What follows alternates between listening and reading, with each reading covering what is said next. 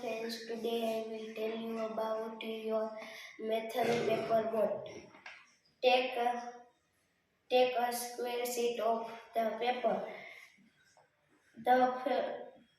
Fold it along the middle horizontally. Fold it again very vertically as shown. You get folded square. Now fold one of the flaps. Fold the remaining three flaps as shown. Now get a triangle. Put your finger inside the triangle to make a cap. Now make the two ends of the cap meet. Carefully pull the base. Pull the flaps outwards. Press them sideways.